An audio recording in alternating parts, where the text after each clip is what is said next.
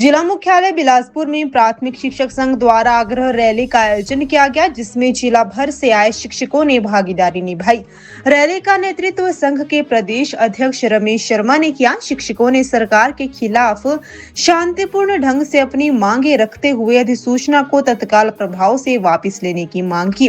Rally का मुख्य उद्देश्य राज्य सरकार द्वारा जारी 23 सितंबर की अधिसूचना का विरोध दर्ज करवाना था।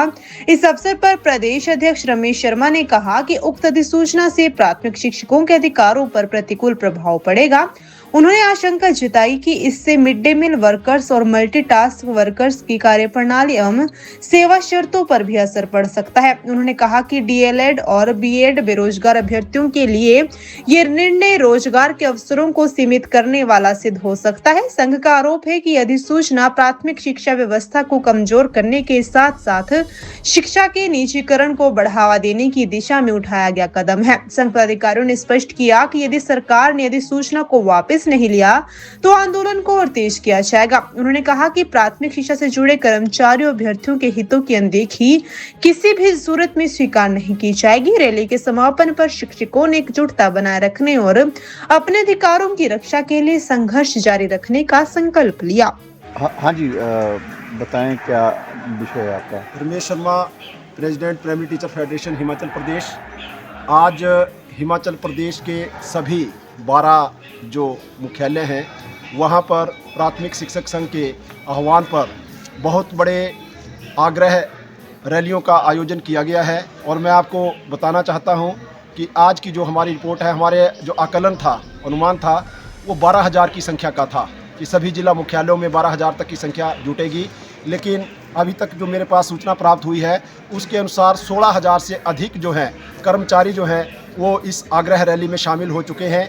और इस आग्रह रैली का मुख्य उद्देश्य यही है कि हिमाचल सरकार ने जो 23 सितंबर 2025 को एक नोटिफिकेशन जारी की है, जिस नोटिफिकेशन के अंदर प्राइमरी टीचर्स के राइट्स खतरे में हैं, मिड डे मील वर्कर्स के राइट्स खतरे में हैं, इनकी जॉब खतरे में है, हमारे जो मल्टीटास्क वर्कर्स हैं उनका शोषण होने वाला है, और साथ में जो हमारे बेरोजगार डीएलएड हैं, बीएड हैं, उनकी रोजगार के चांस जो हैं पूरी तरह से जाने वाले हैं। तो ये जो अधिसूचना है ये पूरी तरह से जहाँ प्राथमिक शिक्षा के ऊपर कुठाराघात है, वहीं शिक्षा के निजीकरण की ओर एक बहुत बड़ा षड्यंत्र है और प्राथमिक शिक्षक संघ इसे किसी भी स्थिति में स्वीकार नहीं करेगा। इसके लिए अगर बड़ी से बड़ी कुर्बानी भी, बलिदान भी हमें देना पड़े तो हम उसके लिए तैयार हैं। हम सरकार से आज यही आग्रह करते हैं कि समय रहते जो है इस काली अधिसूचना को, मैं इसको ब्लैक नोटिफिकेशन कहूँगा, इस ब्लैक नोटिफिकेशन को जो पूरी तरह से कर्मचारियों के खिलाफ है, अध्यापकों के खिलाफ है, शिक्षा के खिलाफ है, इसको वापस ले ले। यदि वापस नहीं लेते हैं तो प्राथमिक शिक्षक संघ जो है, जो बजट अधिवेशन अब होने वाला है उसके अंदर एक बहुत बड़ा जो आंदोलन है वो वहाँ पर करेगा। और उसके बाद हम किसी भी स्थिति में चुप बैठने वाले नहीं हैं। ये लड़ाई चाहे कितनी भी लंबी हो, लेकिन हम इस लड़ाई को जब तक लड़कर जीत नहीं लेते हैं तब तक हम जो है पीछे बैठने वाले नहीं हैं। तो मेरा माननीय मुख्यमंत्री महोदय और शिक्षा मंत्री महोदय से यही निवेदन है कि वो इस काले कानून को, इस काली अधिसूचना को तुरंत वापस लें और प्राथमिक शिक्षकों को, हमारे शिक्षा से जुड़े सभी कर्मचारियों को न्याय प्रदान करें। धन्यवाद। जय हिंद। बोलेंगे आप इसके पे। नमस्कार, मैं राकेश पटियाल, प्राथमिक शिक्षक संघ जिला बिलासपुर का अध्यक्ष। मेरे साथ प्रदेशाध्यक्ष प्राथमिक शिक्षक संघ रमेश शर्मा जी और प्राथमिक शिक्षक संघ जिला बिलासपुर के सभी हमारे पदाधिकारी।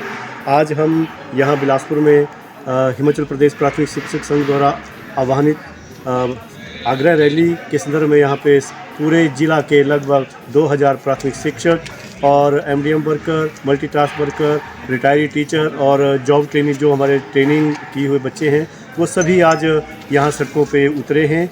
और ये जो यहाँ आने का जो मुख्य लक्ष्य है हमारा कि जो 23 सितंबर 2025 को शिक्षा विभाग द्वारा जो न्यू कॉम्प्लेक्स सिस्टम के संदर्भ में जो सूचना जारी की है, जिसमें प्राथमिक शिक्षकों के हितों से खिलवाड़ किया गया है, प्राथमिक शिक्षा के ढांचे को तहस नहस करने की कोशिश की गई है। हम उसी के विरोध में एक मात्र मांग लेकर हम सरकार से ये अनुरोध करने आए हैं कि ये जो 23 सितंबर 2025 की जो न्यू कॉम्प्लेक्स सिस्टम की अधिसूचना उसको वापस लें। ये हमारा अभी तक आग्रह है। इसके बाद अगर हम सरकार प्रदेश नेतृत्व को वार्ता के लिए बुलाती है और हमारी मांगों को मानती है तो हम इसके लिए प्रदेश सरकार का शुक्रगुजार भी होंगे और उसके लिए एक बहुत बड़ा आगाज़ भी उनकी फेवर में करेंगे। लेकिन अगर प्राथमिक शिक्षकों की बातों को सरकार नहीं सुनती है तो उसके बाद प्रदेश नेतृत्व एक बहुत बड़े आंदोलन के लिए करेगा, आंदोलन करेगा। इसके लिए ये रूपरेखा प्राथमिक शिक्षक जिला हिमाचल प्रदेश के द्वारा बना ली गई है।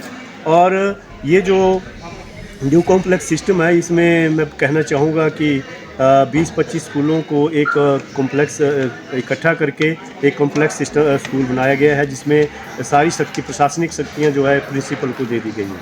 और जिसमें जो प्राथमिक शिक्षा का पहले ढांचा था, जिसमें जेपटी से एचटी से सीएसटी प्रमोट होते थे, उसके और अंत में एक रिस्पेक्टेड पोस्ट जो बीओ तक वो जाते थे। लेकिन अब इस सिस्टम के तहत हमारा जो साथी है वो जेपटी के पद पर चयनित होकर जेपटी के पद पर से ही सेवानिवृत्त हो जाएगा। ये जो है हमारे जो प्राथमिक शिक्षकों के हितों से है, पूर्ण रूप से खिलवाड़ है और प्राथमिक शिक्षक संघ इसे कतई बर्दाश्त नहीं करेगा। अगर सरकार समय रहते हमारे इस आग्रह को स्वीकार करती है तो ठीक है, नहीं तो फिर आगामी एक उग्र आंदोलन जो है प्राथमिक शिक्षक संघ आने वाले समय में करने जा रहा है।